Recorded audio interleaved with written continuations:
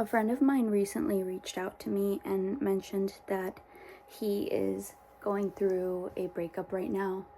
And we've been having a lot of conversations about how to cope with breakups and what life looks like after being in a long-term relationship.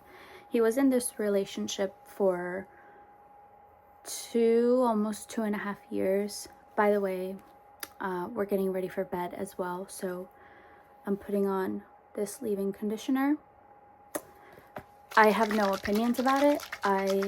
It works, but I do feel like it weighs my hair down a little bit. Anyway, so we've been having conversations about how to cope with the loss of a relationship, and he specifically was blindsided by this breakup. Oftentimes men don't realize that relationships are ending. More often than not, women grieve the relationship while they're still in it, and then one day their body's just like, yeah, I can't take this anymore, and they break up with their partners. Now, something really interesting about my friend's relationship with his ex is that they were quite codependent. Like, they spent all their time together, and he basically set his friends aside and spent majority of the relationship just devoting it to his partner. Now, one might say, oh, well, I want my boyfriend to dedicate all his time to me. I want to be the center of my boyfriend's world. But what you will realize with that being the case is you'll feel suffocated by your partner over time, and you'll find yourself losing your sense of identity, and that is something that can contribute to severe anxiety and depression and all this stuff. Anyway, I don't want to get too sidetracked, but something that I noticed in the conversations that we were having was that he is just so heartbroken by this, and he wants her back, right? He wants her back, and he doesn't feel like he's going to be able to move on from this. And if you're actively going through a breakup right now, do know that you will move on. I was in a relationship with somebody for 2 years. We lived together. We built a life together. We were going to get married. We were going to have children. And out of nowhere, I was just done, and I didn't want this relationship anymore. But him grieving this relationship and him wanting it back so badly, one of the questions that I like to ask anybody that comes to me for advice regarding breakups and how to get over your partner, and specifically their struggle with not being able to let the relationship go. One of the questions that I do ask is, why do you love that person? When you're going through a breakup, you have to ask yourself, okay, if you're missing that person, why do you miss them? Why do you actively love them right now? And the answers for why you love somebody have to have a very specific structure. You have to like specific things about that person. For example, me and my relationship, I am engaged, so I am qualified to give advice on this.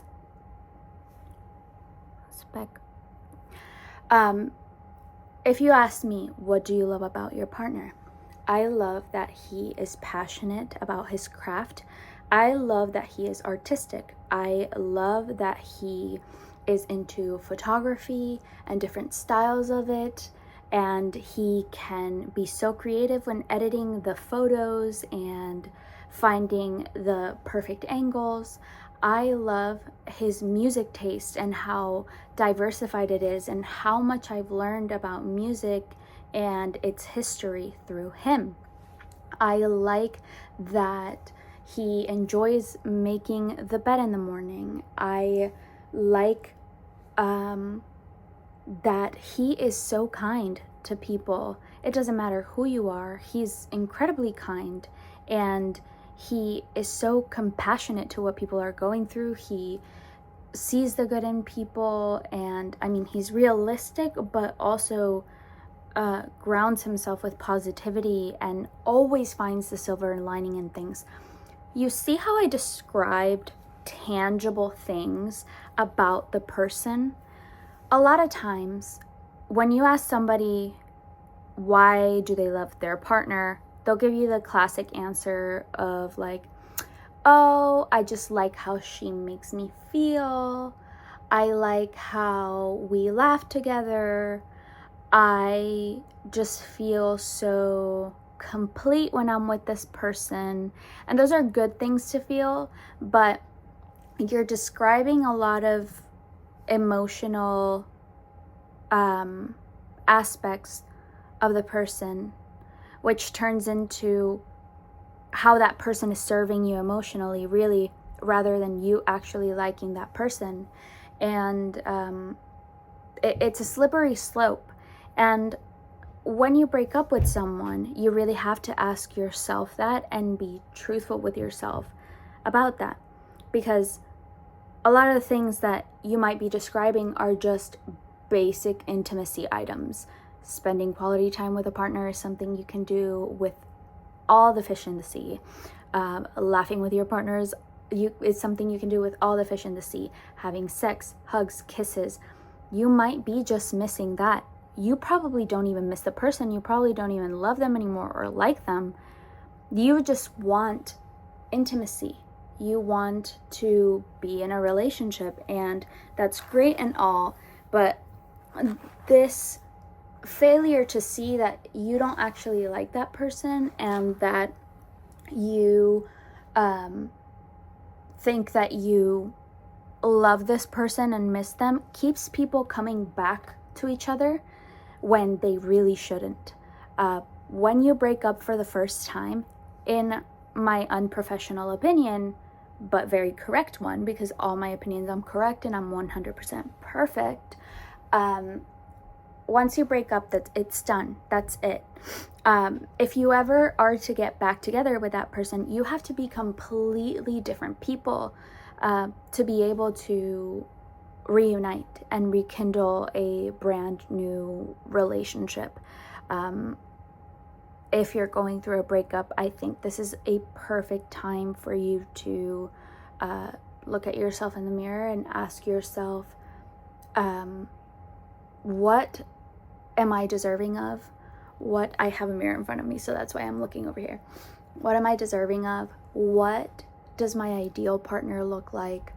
What do I see a relationship flourish into, and what would be the perfect relationship for me? Now, there's no perfect relationship. There's no, Enrique and I have arguments all the time, stupid arguments, quite frankly, and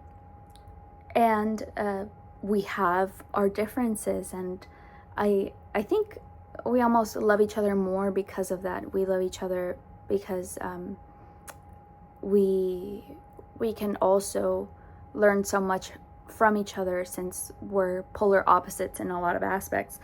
But you have to ask yourself questions about the present and the future and what you want in a relationship, rather than reminiscing on the past. If your goal right now is to get over that relationship, if your goal right now is to move forward and not be consumed by the heartache, I think looking towards the future is a great thing.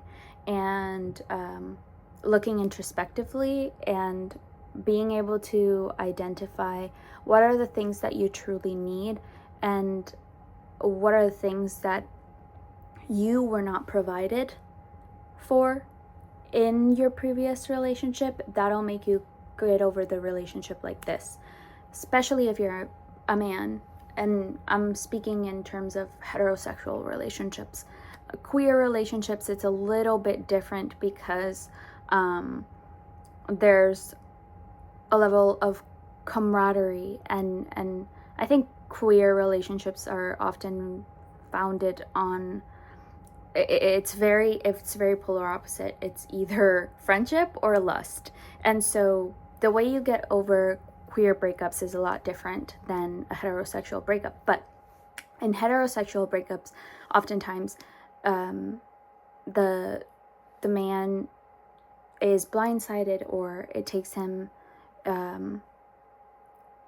a lot longer to get over the relationship than it does the female partner, the female party in this ex relationship. Women often grieve relationships while they're in them, while men are blindsided by the breakup. Then they go crazy for 2 to 6 months, going around drinking, having sex with a bunch of people, and then they realize, oh, I'm still not over this person, and then they text the ex-girlfriend like, hey, happy birthday. Don't fucking happy birthday your way back into my life. That's happened to me twice now with 2 different people. Blocked immediately. Blocked. Anyway, so summary. Realize that you're probably not sad about that person being out of your life. You are sad because you feel lonely, and it's okay to feel lonely, but you're sad because you feel lonely. You're sad because you actually miss the intimacy that comes with being in a romantic relationship. The second thing is take a look introspectively. Look at what your desires are in a partner, what a successful relationship looks like for you. And something I didn't mention in number 3, and I think not a lot of people realize this, but it feels obvious, but maybe it's not for some people. Pour yourself into your friends. Reach back out to the people that you haven't reached out to. Have conversations with people. Also take time for yourself to do some of the things you stopped doing because of the person that you were with. We all make sacrifices in relationship. We all adjust our personalities and our routines and behaviors to accommodate for another person. And a lot of times when we are in immature, when we are in immature relationships with unhealed people, we lose sight of ourselves. And it's important to reel it back in, return to some hobbies, return to some things that we care about. And yeah, I think that's all I have to say. I just really, it's at the top of my head because this is actively not happening to me, but it's happening to a person in my life, and I'm having so many conversations about this that I just felt compelled to share it. And yeah, I feel so, the word's not insecure, and it's not anxious either. I feel so confused with myself, or not confused. God, what word is the word that I need to describe how I feel? I feel unsure of myself in posting these videos of me just talking, not editing anything out, but I just feel the need to have these unfiltered, unedited conversations. I do want to do some fun things here in the future, like maybe some vlogs or routines. I definitely want to do my nighttime skincare routine because my skin is looking iconic, and I feel like the world deserves my advice.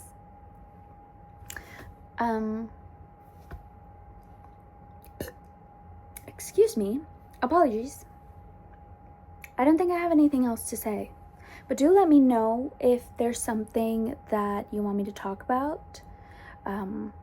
If not, then we're all Gucci. Oh, and in case you didn't know me, My name's Alejandra. I'm 24 and I'm figuring out my life while also sharing my wisdom with the world, I guess.